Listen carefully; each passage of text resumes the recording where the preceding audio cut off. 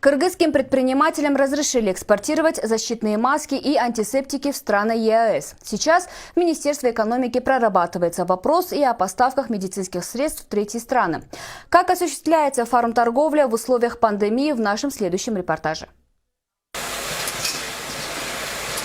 Предприятие по производству гигиенических спреев для рук работает на полную мощность. Сейчас антисептики – самый ходовой товар. До пандемии дезинфицирующее средство не пользовалось большим спросом, но коронавирус внес свои корректировки. Мы можем производить более миллиона антисептиков в месяц, но до пандемии мы продавали 100-200 тысяч, не более. А в период пандемии мы только за месяц продали 1 200 000 флаконов антисептического раствора. Насытив внутренний рынок, теперь встал вопрос, куда девать избыточную продукцию. В конце марта правительство ввело запрет на вывоз нескольких видов товаров из республики. В перечень попали и антисептики, а также защитные маски. Но уже через месяц были внесены поправки и сняты ограничения на экспорт медицинских средств в страны ЕАЭС.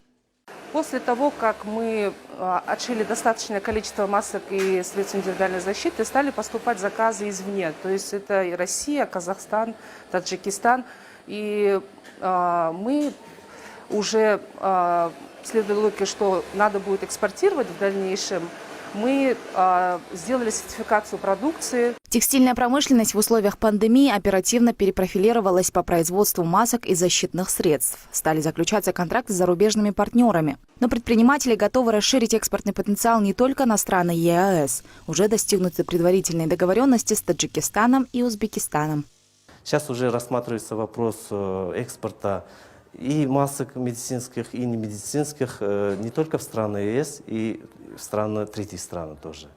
Для этого мы разработали проект постановления, внесли в аппарат. Сейчас проходит согласование с министерством и ведомствами. Министерство экономики готово поддержать экспорт, но с оговоркой, чтобы внутренний рынок исключал дефицит в медицинских средствах. Именно поэтому каждый проект постановления согласовывается с Министерством здравоохранения.